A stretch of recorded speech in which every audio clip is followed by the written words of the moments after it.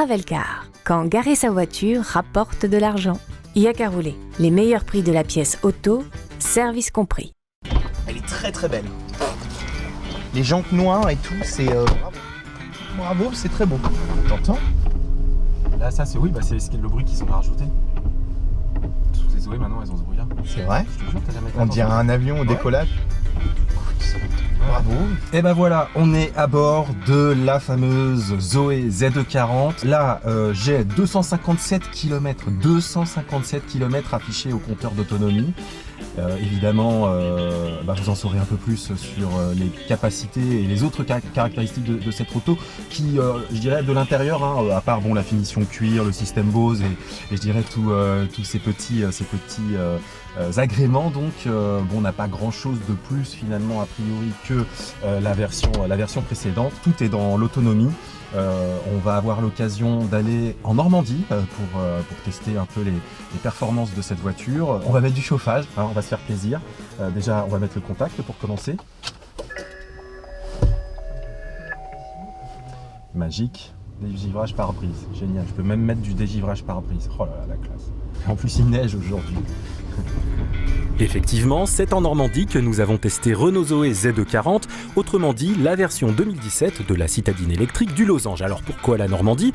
Parce qu'en termes de distance, nous sommes dans la fourchette imposée par les 400 km théoriques annoncés par le constructeur, mais c'est aussi une façon de faire un clin d'œil à l'usine de Cléon. C'est là que les moteurs électriques R90 sont fabriqués, moteur qui permet, s'il vous plaît, de monter de 0 à 50 km/h en 4 secondes. C'est largement suffisant en ville. Et puis, c'était aussi pour moi l'occasion de retrouver mes amis, Léon et Kili. La version 2017 de Zoé conserve ce qui fait le charme de son design depuis son lancement en 2012.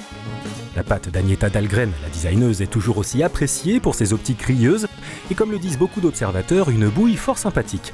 On notera tout de même sur la version qui nous a été prêtée des entrées d'air plus visibles sous la calandre avant qui donnent à la voiture un côté sportif et accrocheur. Le coffre reste correct, on y met allègrement ses courses ou ses bagages pour partir en week-end, à condition bien sûr de s'en tenir au minimum, le volume reste relativement serré. On le disait en présentation, la principale nouveauté de Zoé en 2017 est donc son autonomie. Nous allons y revenir, mais le problème reste la façon dont on peut se charger. Et pour des raisons de sécurité, la recharge sur un réseau domestique nécessite un minimum de standards pour l'installation électrique. Et dans le manoir du XVIIe siècle où nous étions, il n'y avait pas vraiment de tableau électrique. Le chargeur caméléon de Zoé n'a tout simplement pas voulu prendre d'électricité. C'est dommage, puisqu'il paraît qu'il permet d'aller 2 à 6 fois plus vite que la concurrence sur les points de charge publics. Problème toujours, plus d'autonomie veut dire plus de capacité énergétique, certes, mais aussi plus de temps de recharge. Nous en avons fait la triste expérience sur une borne du réseau Corridor sur l'autoroute A13.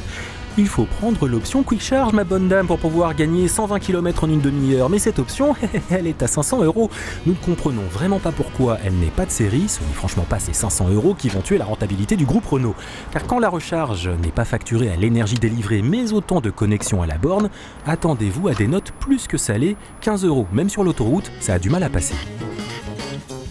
Au diable l'avarice, nous sommes en week-end, alors profitons en silence et en Zoé de la campagne normande, des chaumières et même de ces petits moulins nichés au fond du bocage.